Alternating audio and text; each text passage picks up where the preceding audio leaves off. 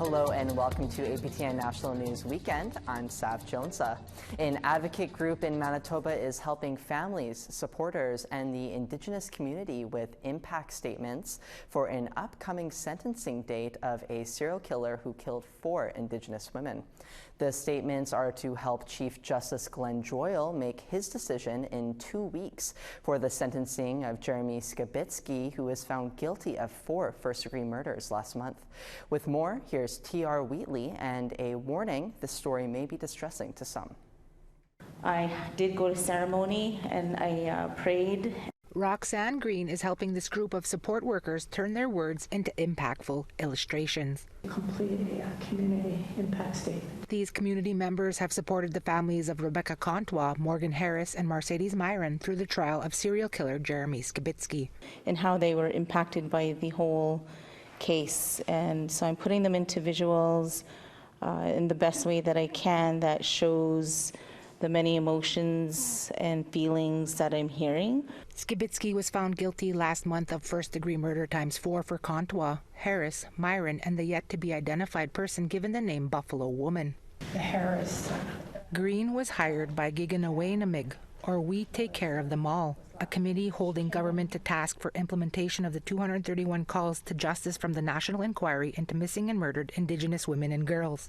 Sandra Delaron leads the committee. She's traveling the province holding circles like these. And talk about their lack of security in real terms, as well as, their felt experience of safety.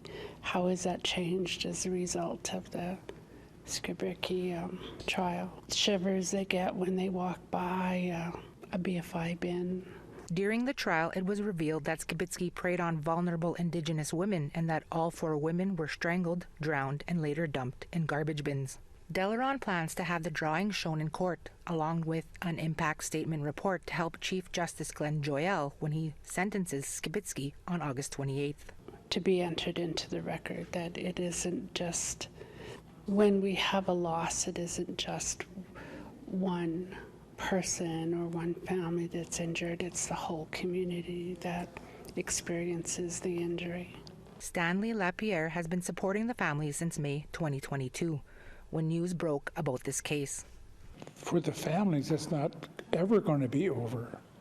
They're going to go to bed at Christmas Eve, birthdays, Mother's Day, and they're going to think about their loved ones that they have lost, Lapierre was also there when the family started the politically charged Search the Landfill campaign in 2023 after Winnipeg police and politicians said it was not feasible to search for the women's remains. And he was there for both the pre-trial and trial this past year. It aged me because I had so many different emotions, and those emotions were scary emotions.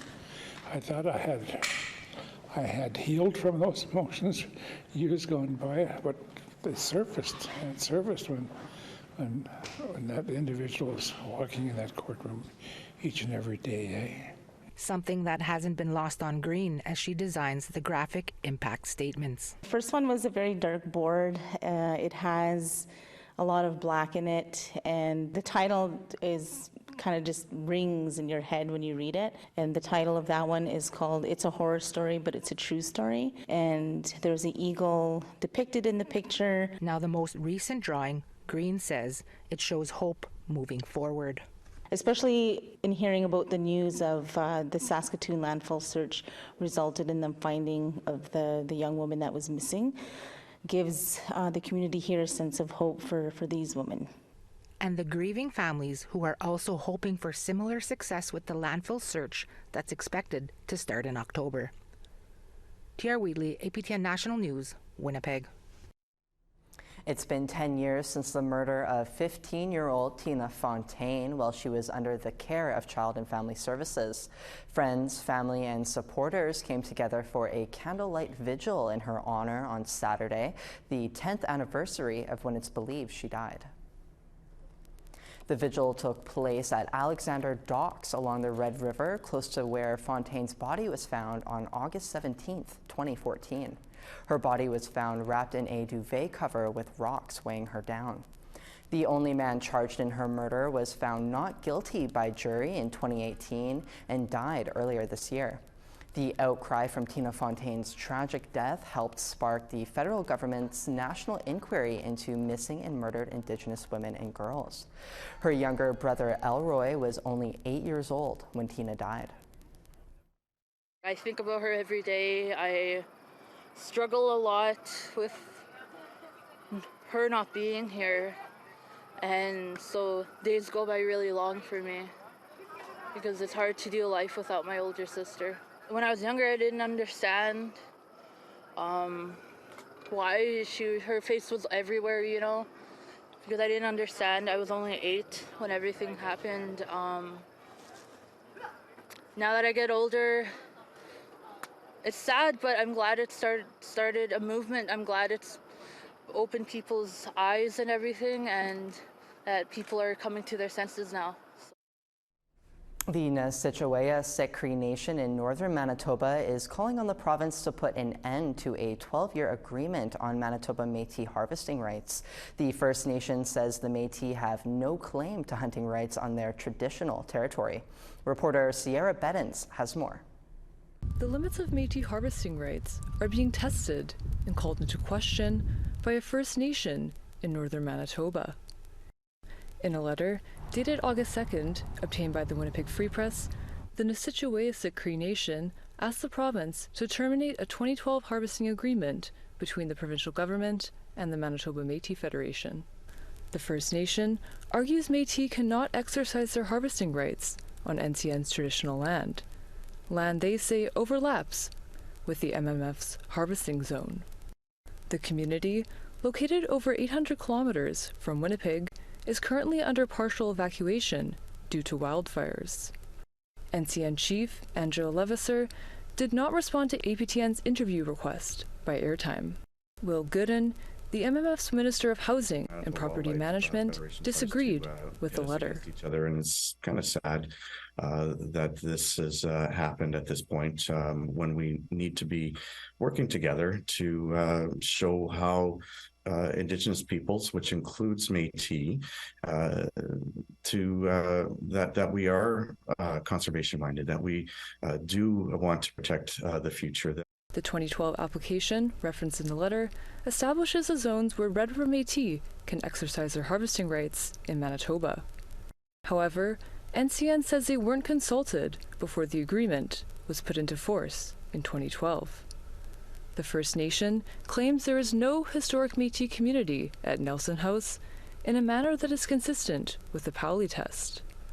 The Supreme Court case that informs the test is often used to determine the application of Métis rights. Gooden, however, questions the letter's interpretation of the test and definition of a community.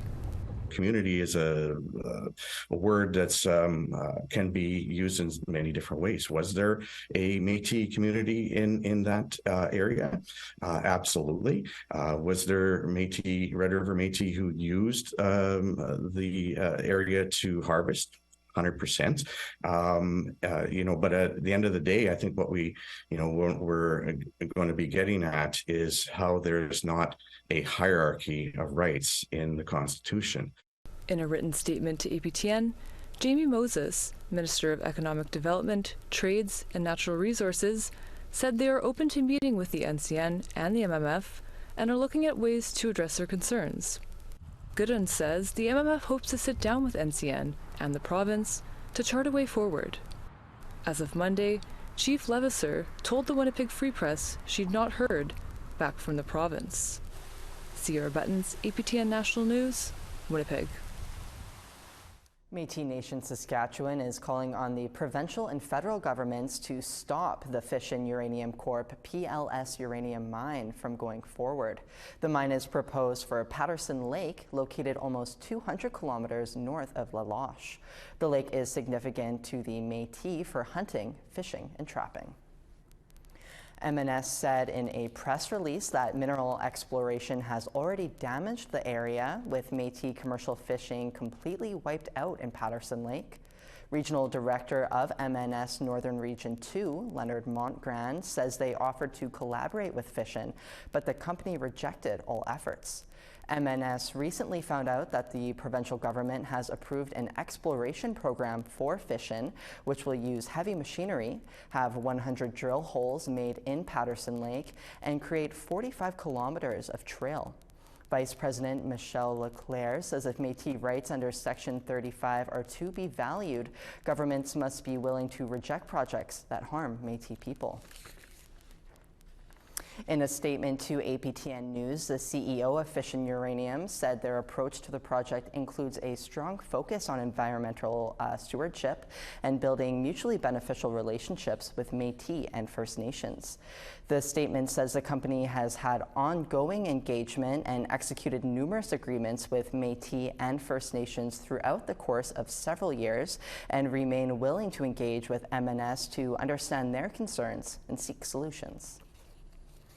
We need to take a quick break now, but we have some great stories coming up next. Stay tuned.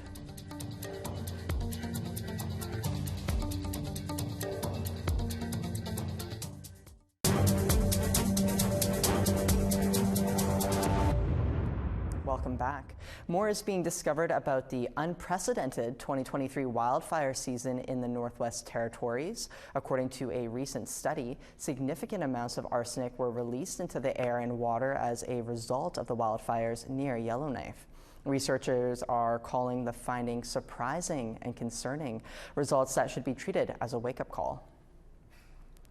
According to a study published in Environmental Research Letters, 4 fires near Yellowknife last year released between 69 and 183 tons of arsenic into the air and water.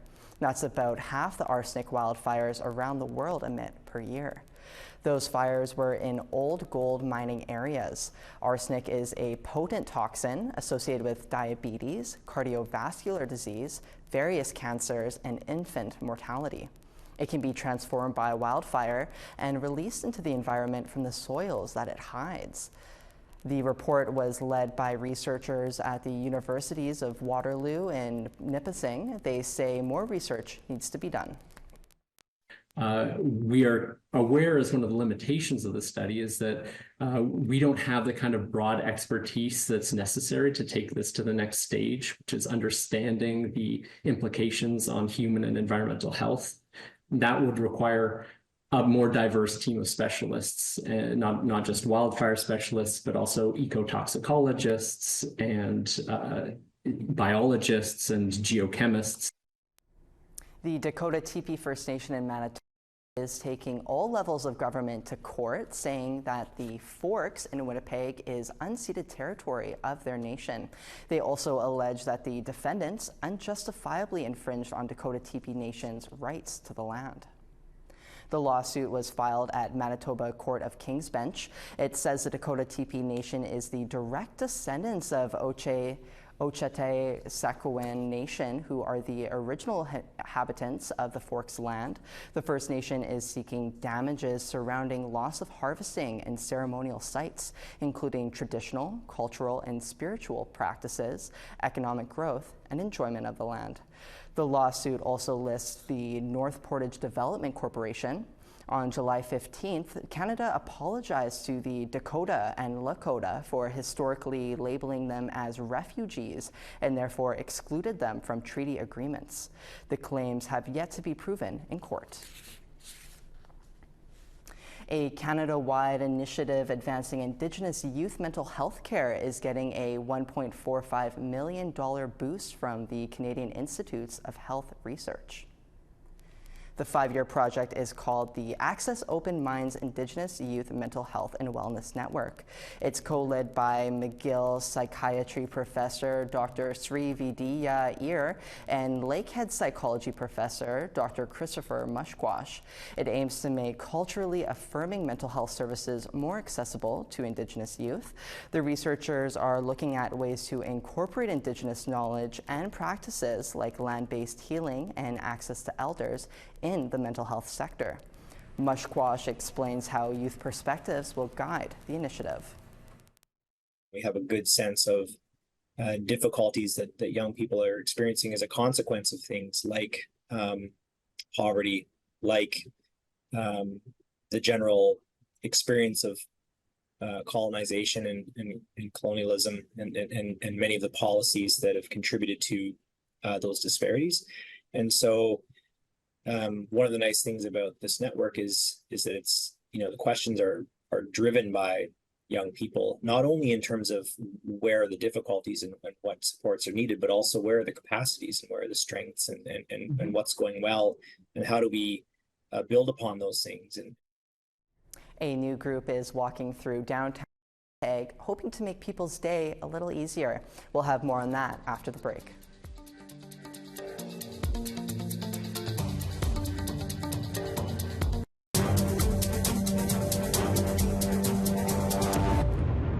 A community walk founded by a former youth in care is spreading kindness and meals throughout downtown Winnipeg. On Friday evenings, Josh Niepenak spends his time in downtown Winnipeg hoping to fill the empty stomachs of anyone he comes across. Though being a father and a university student keeps him busy, it's an important use of time for the 24-year-old former youth in care. I realized, after aging out, that it would require a lot of effort for myself to, break. Even the statistics of, after a youth ages out of care, of, who they're meant to be.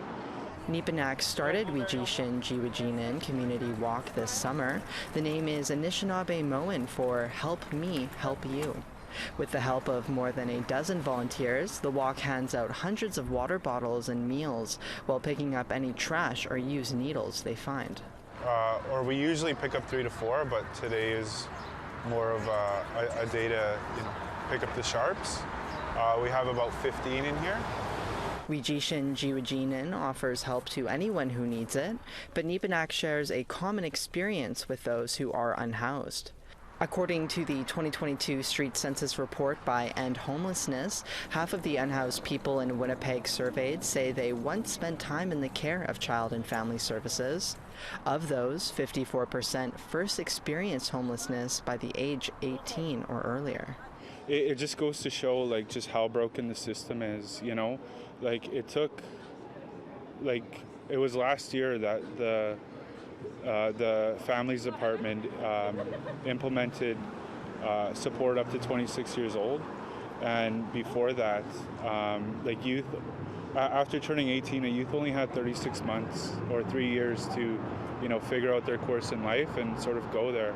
The walk is supported by organizations like Community Helpers Unite, as well as The Link, where he says youth in care make sandwiches for the initiative. Volunteer and activist Gerald McIver inspired Niepenak to start the walk. I've been handing out water and sandwiches and clothing to the homeless downtown Winnipeg for the last 4 or 5 years. If you want to see reconciliation in Canada, start reconciling with the homeless. McIver says the people they help tell them it's nice to know someone cares. A lot of mainstream colonial society, they only see the dirty Indian, the drunken Indian, the addicted Indian, but nobody sees the human being with a story of how they got there, why they're there. I encourage all people of all races, help the less fortunate out here, because you don't know, with the way the world is, you don't know when you're going to be homeless. You don't know. Some of them are just one paycheck away from it. Having now completed their 9th walk so far, Niepenak says the need to keep going is obvious. And I think that this walk is just one answer to a prayer from a relative or just a group of relatives for, change to come to them, and somebody to not give a hand out, but a hand up to them. I don't believe that this walk will necessarily fix their lives, but at least, somebody saw them and somebody noticed, and somebody's doing something about it. Wijishin Jiwajinen will continue throughout the winter and diversify their offerings with clothing drives. Check out their social media for more information on how to help out. Sav Jonesa, APTN National News, Winnipeg. An archaeological dig in the Ottawa region has sparked interest with local residents. Lac Lemay Park has some of the largest pre-contact archaeological sites in the Ottawa River Basin. To mark Archaeology Month, the National Capital Commission opened up one site for the public to join in the dig. Here's Annette Francis with that story. I found something right in the corner right here. It just doesn't look like a normal rock. Lindsay Eamon and her two sons have taken the opportunity to participate in a public dig on the Ottawa River.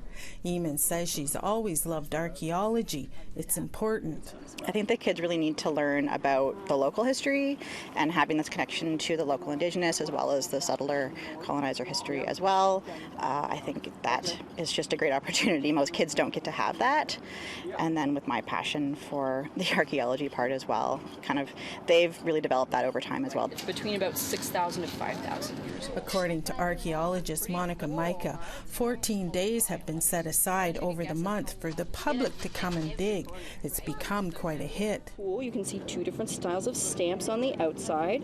If you look on the inside, then they would have taken a bone or a stick and carved out those X's and lines. And if we look really closely down here, we can see the fingerprint of the person who made it baked right into the clay. The site that is open to the public is located in Gatineau, across the river from Parliament Hill. So it's been ongoing for 10 years with a pause because of COVID. But really, the site was actually identified by an archaeologist who stopped for a smoke break and looked down at the ground and went, oh, that's a piece of pottery. That's a flake. So he was commissioned to do a survey of part of Lac Leamy Park and identified 14 Indigenous archaeological sites here in the park. She says it's important work. They're hoping to find as many artifacts as possible before they disappear due to the eroding river. And what is found is not something that can just be dug up and taken home.